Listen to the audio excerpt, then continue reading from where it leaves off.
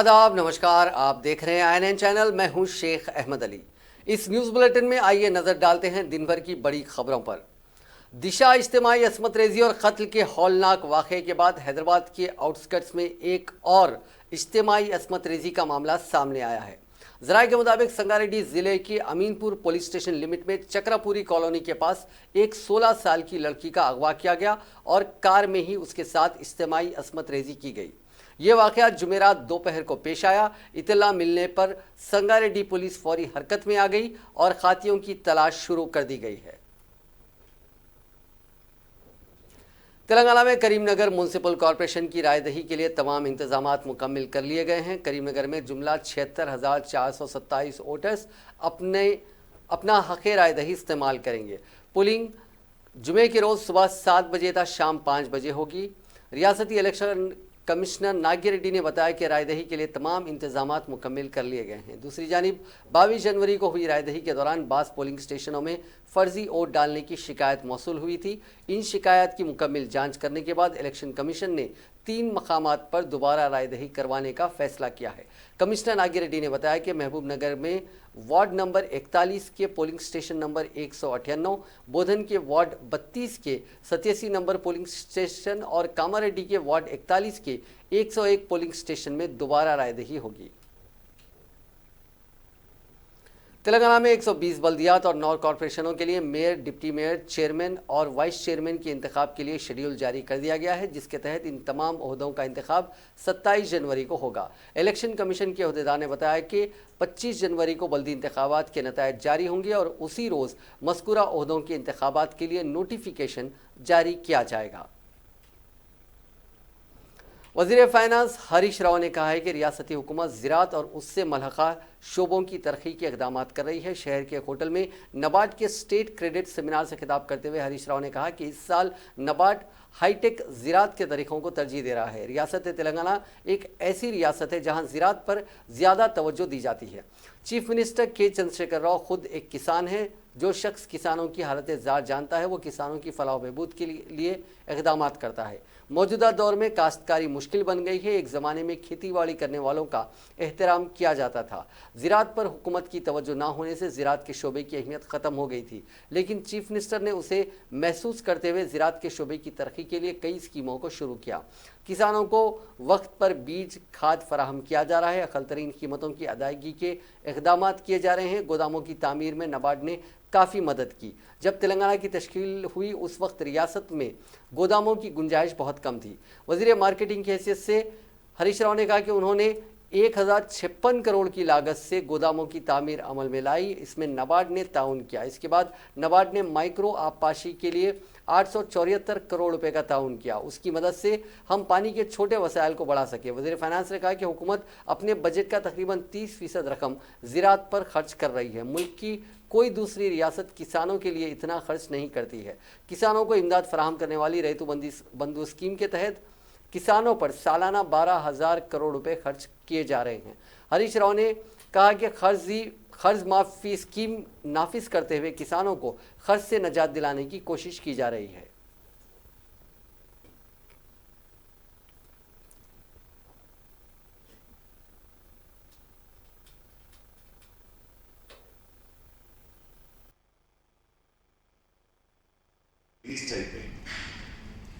పాపం రైతు పరిస్థితి ఏంటంటే ఆయన జీవితం ఆయన మీద ఆధారపడి ఉండదు.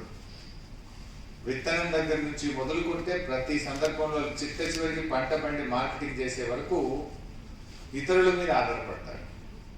నాణ్యమైన విత్తనం దొరకడం ఒక సమస్య. విత్తనం దొరికితే కాలం రావడం, మంచి వర్షాలు పడి మంచి సీజన్ రావడం అనేటువంటిది ఒక సమస్య. తర్వాత పురుగు మందులు, ఇతరత్ర పెస్ట్ ప్రాబ్లమ్ సమస్యల మీద కూడా ప్రత్యేకంగా ఈరోజు ఈ రాష్ట్ర ప్రభుత్వం ఫోకస్ చేసింది. More than 20,000 crores. Under Raitu Bandhu, we give them 12,000 crores. Each acre 5,000 rupees per Kharif and another 5,000 rupees per Rabi. So each acre, each farmer will get 10,000 rupees per annum. So అట్లా మేము ఈరోజు 12,000 కోట్ల రూపాయలు రైతు బంధు కింద రైతులకు investment subsidy కింద మనం ఇవ్వడం జరుగుతాం.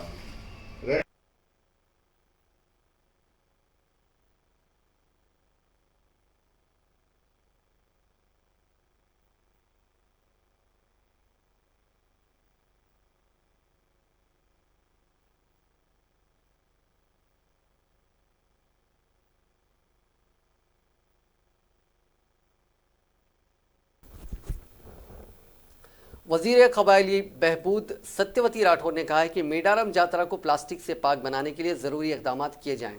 इस सिलसिले में आला अहदेदारों के साथ इजलास मुनक़िद करते हुए वज़ीर मौसूफ ने कहा कि ज़ेर अल्तवा कामों को जल्द से जल्द मुकम्मल किया जाए। उन्होंने बताया कि इस यात्रा के लिए हुकूमत ने 75 करोड़ रुपए जारी किए हैं। इंतजामात में किसी किस्म की लापरवाही नहीं होनी चाहिए। यात्रा के दौरान सिर्फ कपड़े के बैग्स का इस्तेमाल होना चाहिए। अगर कोई प्लास्टिक बैग फ़रोख्त करे उसके खिलाफ कार्रवाई की जाए। इस मौके पर रियासती वज़ीर ने कहा कि कबायली तलबा के इम्तहानात पर खुसूसी तवज्जो दी जाए।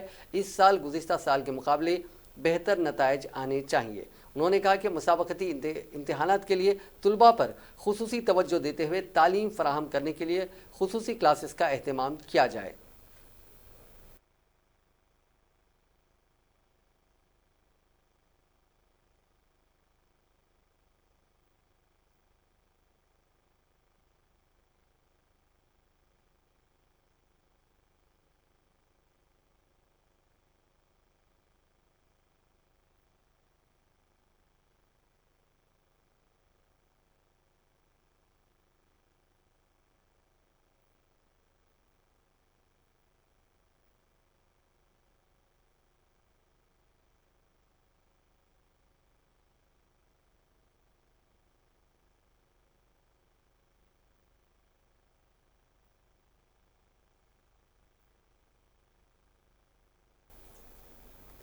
तेलंगाना यूथ कांग्रेस ने नेशनल रजिस्टर फॉर सिटीजन्स के बजाय नेशनल रजिस्टर फॉर अनएम्प्लॉयमेंट पर अमल करने का मुतालबा करते हुए हैदराबाद शहर में अनोखा एहतजाज किया, जिसमें मुख्तलिफ पेशा वाराना ग्रेजुएट्स ने चाय जूस फरोख्त करते हुए जूते साफ करते हुए एहतजाज किया। इस अनोखे एहतजाज में पीसीसी सदर व रुकन पार्लियामेंट उत्तम कुमार रेड्डी और दूसरों ने शिरकत की। इस मौके पर नेशनल यूथ कांग्रेस की जानिब से कौमी बेरोजगारी रजिस्टर यानी NRU को तैयार करने के लिए मिस कॉल मुहिम का आगाज़ किया गया। उत्तम कुमार रेड्डी और यूथ कांग्रेस के रियासती सदर अनिल कुमार यादव ने NRU मुहिम का इफ्तिताह किया। इस मौके पर खिताब करते हुए उत्तम कुमार रेड्डी ने कहा कि मोदी हुकूमत ने बेरोजगार नौजवानों को चाय बेचने, जूते चमकाने, टायरों के पंक्चर बनाने, फलों का रस बेचने का मशवरा दे रहे हैं, जबकि उन्होंने हर साल 2 करोड़ नौजवानों को रोजगार देने का वादा किया था।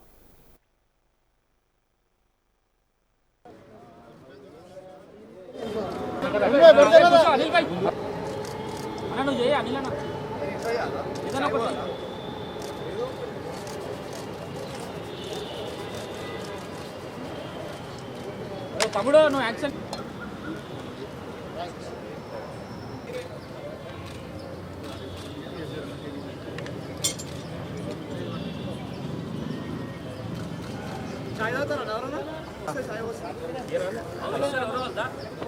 గాంధీ భవన్ రా వచ్చిన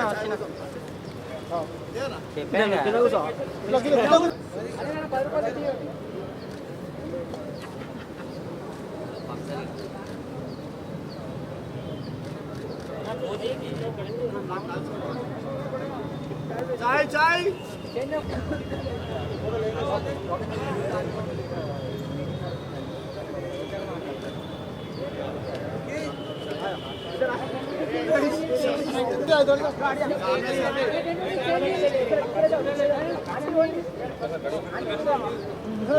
ఒక్కసారి గడియాను ఒక్క నిమిషం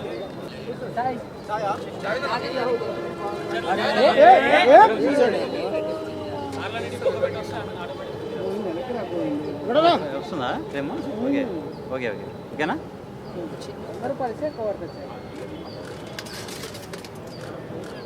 డబ్బులు ఇచ్చారా మేడం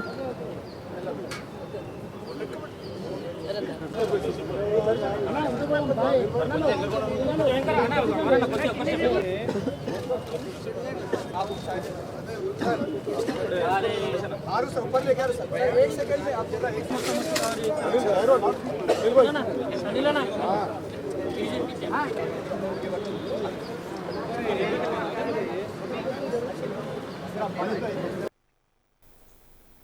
तेलंगाना बीजेपी के एक वफद ने हैदराबाद पुलिस कमिश्नर अंजनी कुमार से मुलाकात करते हुए 25 जनवरी को मजलिस इत्तेहादुल मुस्लिमीन के प्रोग्राम को इजाज़त न देने का मुतालबा किया।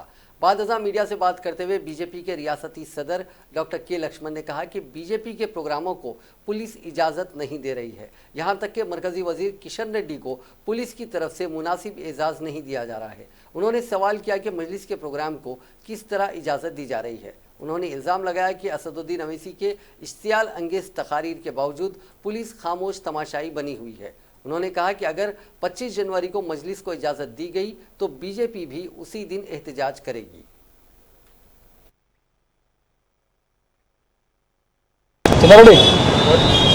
నాతో పాటు రామచంద్రరావు గారు ఎమ్మెల్సీ హైదరాబాద్ ప్రెసిడెంట్, మాజీ ఎమ్మెల్సీ రాష్ట్ర సీనియర్ నాయకులు మోహన్ రెడ్డి గారు, రాష్ట్ర బీజేపీ నాయకులు మోరేపల్లి సత్యం గారు కమిషనర్ ఆఫ్ పోలీస్ హైదరాబాద్ను కలిసి ఇవాళ మజ్లిస్ ఆగడాలు రోజు రోజుకు పెరిగిపోతూ ఉన్నాయి. తెలంగాణను అతలాకుతలం చేసే విధంగా ఏ వేదిక ఏ అవకాశం వచ్చినా మత విద్వేషాలు సృష్టించి ఇవాళ టీఆర్ఎస్ ముసుగులో మజ్లిస్ పార్టీ రాజకీయాలు నడుపుతూ ఉన్నది. ఇటీవల బైన్సా అల్లర్లు, అది నిజంగా ఇదొక మచ్చ. తెలంగాణ రాష్ట్రం ఏర్పడిన తర్వాత ఒక వర్గం వారు ఇల్లు ఖాళీ చేసి పోయే పరిస్థితి. దానికి భిన్నంగా పోలీసులు కూడా ముందస్తు చర్యలు తీసుకోకుండా ఎన్నికల సమయంలో రాష్ట్ర అధ్యక్షుడిగా ప్రచారానికి సైతం కూడా నన్ను ఆ బైన్సాకు అనుమతి ఇవ్వకపోవడం. హైదరాబాద్లో కూడా మజ్లిస్ పార్టీ మతాన్ని అడ్డం పెట్టుకొని 25 तारीख आधी रात को असदुद्दीन ओवैसी और मजलिस पार्टी के नेता चार मीनार के पास जो झंडा, भारत देश का झंडा, एक नेशनल फ्लैग जो है वहाँ पर लहराएंगे करके बता रहे थे। तो इस पर जो है हम पुलिस कमिश्नर से पूछने के लाए कि हमको आप परमिशन नहीं देते, उनको आप किस तरह परमिशन दे रहे हैं, क्योंकि वहाँ पर कई तरह के धार्मिक स्थल हैं और उनको खतरा हो सकता है। इस बारे में पुलिस कमिश्नर को सोचना चाहिए। पिछली बार भी हमें यहाँ पर कई कार्यक्रम में हमको परमिशन राइडिंग में दिया नहीं गया था। अब इनको कैसे दे रहे हैं इसके बाद में पूछा गया था। आज हैदराबाद में हो, तेलंगाना में हो, टीआरएस की सरकार और मजलिस पार्टी मिलकर यहाँ का वातावरण जो है सांप्रदायिकता को बिगाड़ रही है। यहाँ पर हिंदू मुस्लिम का जो विवाद है पहले नहीं था, इनके कारण ज़्यादा हो रहा है। आज मैं यही कहना चाहता हूँ कि सीएए के बारे में गलतफहमी फैलाकर आज भड़काने वाली भाषण देकर दोनों भाई जो हैं असदुद्दीन ओवैसी और अकबरुद्दीन ओवैसी, वो जो हैं आज इस हैदराबाद का माहौल को बिगाड़ रहे हैं। पुलिस कमिश्नर से हमने यही आग्रह किया है कि इस ऐसे रैली का परमिशन नहीं देना चाहिए, अगर देना चाहिए तो हमको भी देना चाहिए करके हमने डिमांड किया है। तेलंगाना के वजीर इंफॉर्मेशन टेक्नोलॉजी के तारक रामाराव ने नेताजी सुभाष चंद्र बोस की 124वीं जयंती के मौके पर उनको भरपूर खिराज पेश किया। उन्होंने इस सिलसिले में अंग्रेजी ज़बान में किए गए ट्वीट में कहा कि वो जुरातमंदी अफसानवी शख्सियत को खिराज पेश करते हैं, जिन्होंने इम्तिहान के वक्त उम्मीद पैदा की। वो आज भी हिंदुस्तानियों की नस्लों में जज्बा पैदा कर रहे हैं। नेताजी सुभाष चंद्र बोस की यौम पैदाइश के मौके पर गांधी भवन में देशाली नेताजी ज्योतम के उन्वान पर एक सेमिनार मुनक्किद किया गया। इस इजलास में कांग्रेस उमूर इंचार्ज आरसी कुंतिया, सदर पीसीसी उत्तम कुमार रेड्डी के अलावा आमिला अरकान, साबिक सदर पीसीसी पोन्नला लक्ष्मैया, कुल हिंद कांग्रेस कमेटी के सेक्रेटरी के अलावा दीगर मौजूद थे। इस मौके पर सदर पीसीसी उत्तम कुमार रेड्डी ने कहा कि माजी में सुभाष चंद्र बोस कुल हिंद कांग्रेस कमेटी के सदर रह चुके हैं। आज़ादी की तहरीक में महात्मा गांधी ने अहिंसा का रास्ता अपनाया और सुभाष चंद्र बोस फौज के जरिए अंग्रेज़ों को मुल्क से बाहर निकालना चाहते थे। उन्होंने इल्ज़ाम लगाया कि बीजेपी मुल्क की तारीख को मसख करने के साथ साथ कौमी कायदीन की तारीख को तोड़ मड़ोड़ कर पेश कर रही है। उन्होंने कहा कि बीजेपी सरदार पटेल और पंडित नेहरू जैसे कायदीन के विकार को कम कर रही है। इस सेमिनार में दो मुअज़्ज़िज़ शख्सियात जेपी राजू सामाजिक कारकुन और CHVV सत्यनारायणा ने नेताजी सुभाष चंद्र बोस की ज़िंदगी और उनके खिदमात पर रोशनी डाली और साथ ही साथ अंबेडकर ने जो दस्तूर तैयार किया है इस पर बात करते हुए कहा कि मौजूदा दौर दस्तूर के खिलाफ कानून तैयार हो रहे हैं।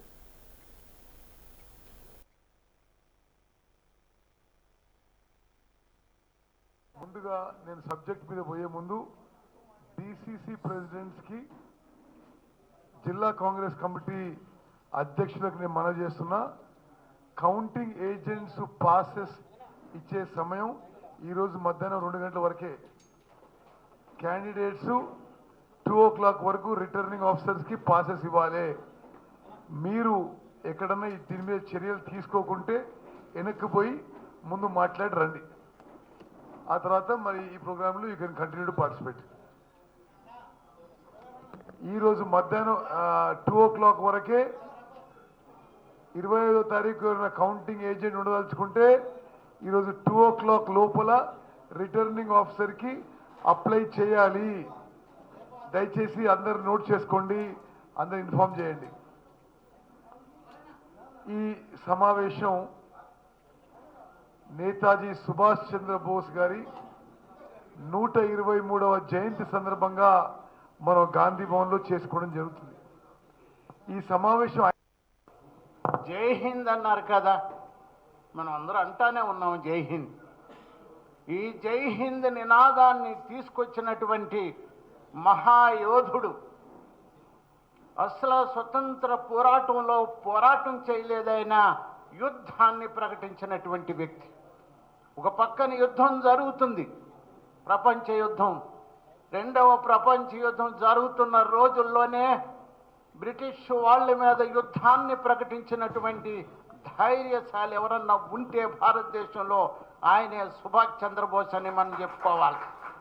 జై హింద్ అని ఎలాగంటామో నేను ఎప్పుడూ కూడా జై భీమ్ అని అంటూ ఉంటాను.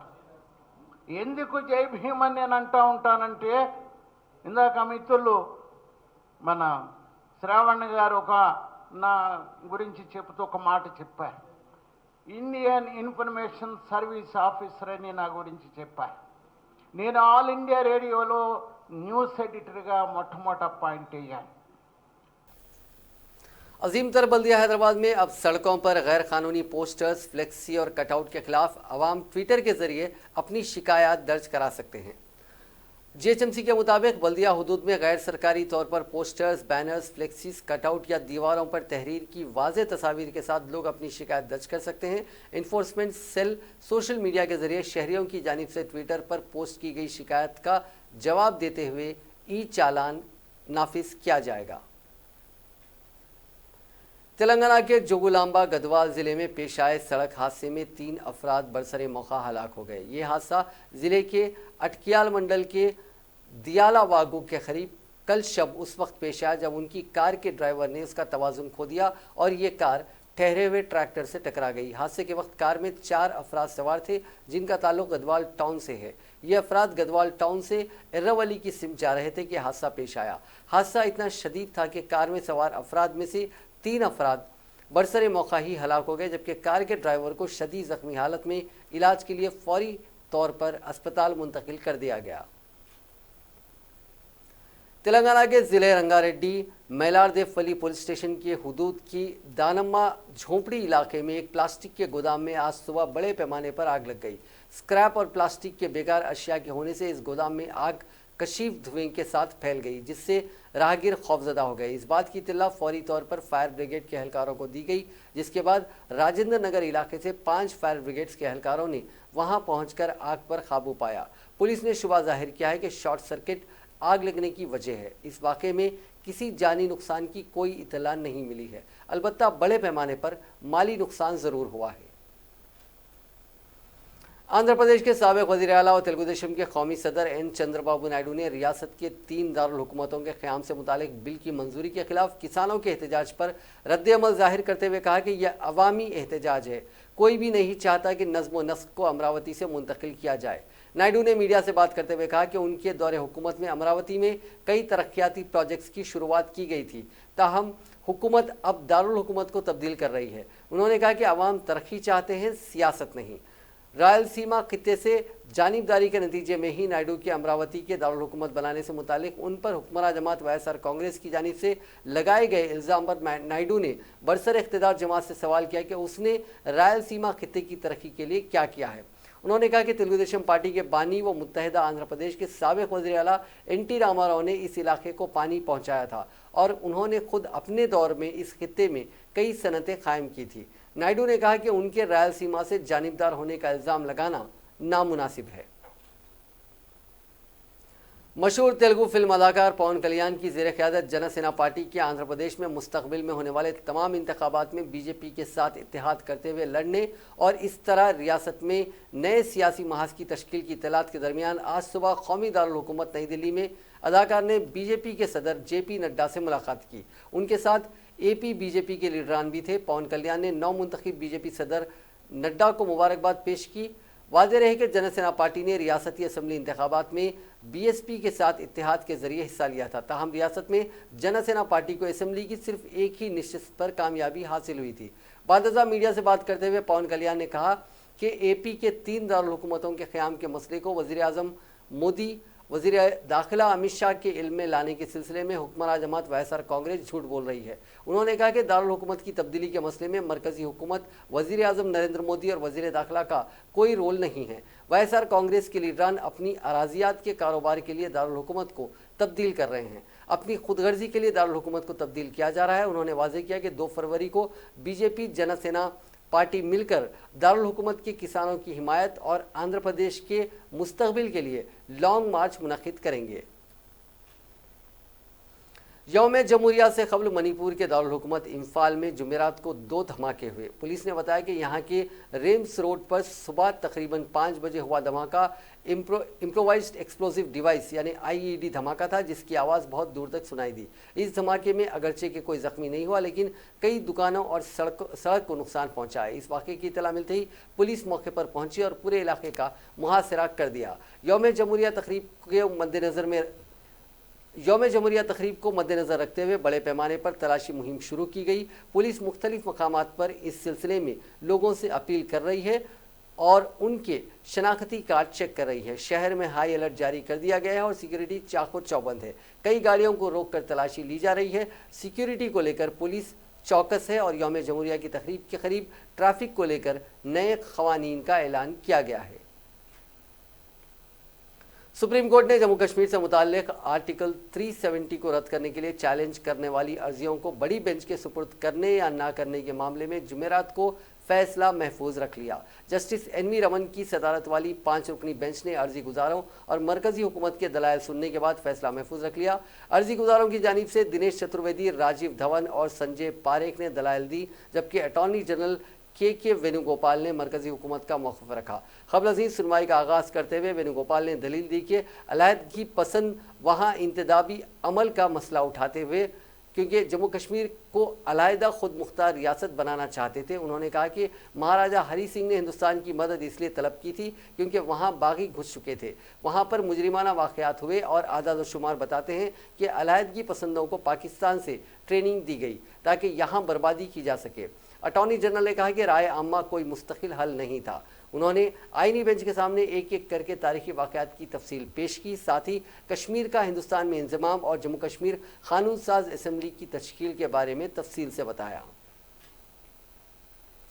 मरकज़ी वज़ीर बराए अक़लियती उमूर मुख्तार अब्बास नकवी ने कहा है कि जम्मू कश्मीर और लद्दाख के लोगों की जायदाद और नौकरियों से मुतालिक हुकूक बिल्कुल महफूज हैं और उन पर कोई डाका नहीं डाल सकता। उन्होंने कहा कि शरारती अनासर की जानिब से गलत फहमियाँ पैदा की जा रही हैं कि जम्मू कश्मीर और लद्दाख में पुश्तैनी बाशिंदों की जायदादों और नौकरियों पर दूसरी रियासतों के लोग काबिज होंगे, जबकि हकीकत यह है कि ऐसा कुछ नहीं होगा। मरकज़ी वज़ीर ने एक न्यूज़ एजेंसी को दिए इंटरव्यू में बताया कि वादी कश्मीर में मुस्बित तब्दीलियाँ आ रही हैं और सभी इलाके तेज़ी से नॉर्मलसी की तरफ गामजन हैं। उन्होंने कहा कि जम्मू कश्मीर के लोगों के साथ तवील अरसे तक तरक्की के नाम पर मजाक किया गया। हम अधूरे कामों को पाए तकमील तक पहुँचाएंगे और यहाँ तरक्की को यकीनी बनाना हमारी अवलीन तरजीह है।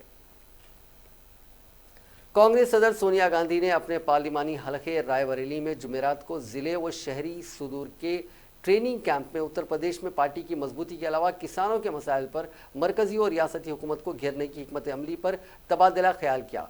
सोनिया गांधी 2 रोज़ा दौरे पर चाशुम्बे को बेटी व जनरल सेक्रेटरी प्रियंका गांधी वाड्रा के साथ यहां पहुंची थी। भुए मऊ गेस्ट हाउस में उन्होंने कांग्रेस के ज़िला और शहरी सदर के तरबियती कैंप में पार्टी के ज़िम्मेदारों के साथ मीटिंग की। उन्होंने उत्तर प्रदेश की सियासी सूरत हाल पर गौर खौस किया और तंजीम को बूथ सतह पर मजबूत बनाने की हिकमत अमली के साथ किसानों के मसाइल को लेकर सरकार के खिलाफ सड़क से लेकर असम्बली तक और ब्लॉक से लेकर राजधानी तक एहतजाज किए जाने का खाका भी तय किया।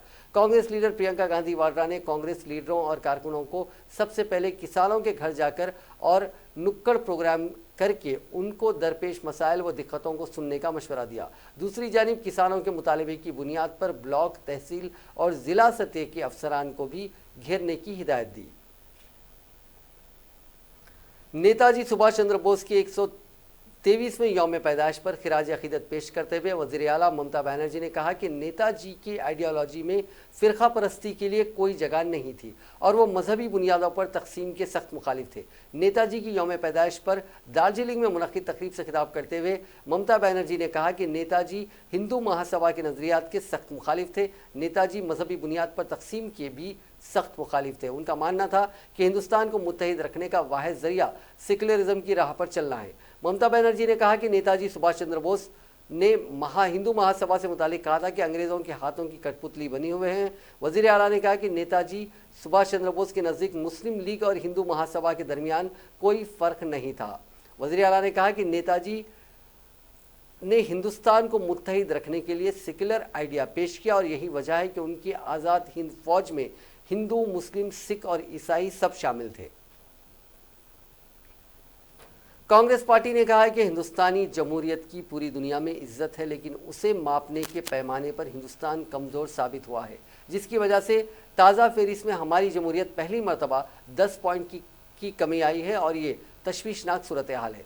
कांग्रेस तर्जुमान अभिषेक मनु सिंघवी ने जुमेरात को यहाँ पार्टी हेडक्वार्टर्स में नामा निगारों की कॉन्फ्रेंस में कहा कि जब जमहूरियत इंडेक्स में हिंदुस्तान की सतह गिरती है तो हमारे अजीम जमहूरी मुल्क के लोगों के लिए ये यकीनन तशवीश का मौजू बन जाता है। उन्होंने कहा कि एक सर्वे में हिंदुस्तानी जमहूरियत का इंडेक्स गिरा है और ये पहला मौका है कि जब हिंदुस्तान इस फेरिस्त में 10 पॉइंट नीचे गिरा है।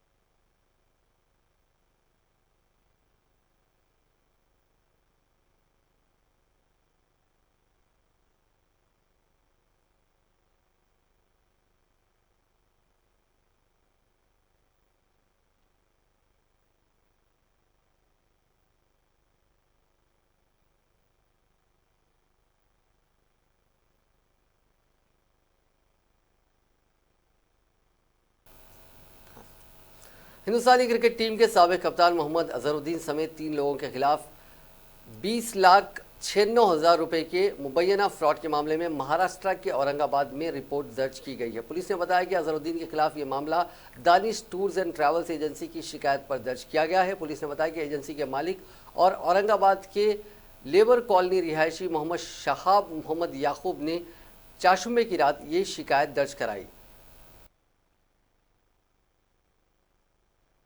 मैं Mohammad Azharuddin, former India captain.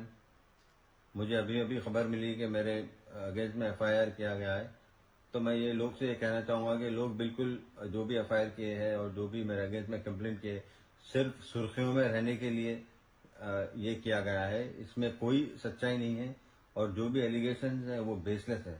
मैं जल्द से जल्द मेरे लॉयर से सलाह लूंगा और 100 करोड़ का डिफेमेशन केस इनके अगेंस्ट में फाइल करूंगा।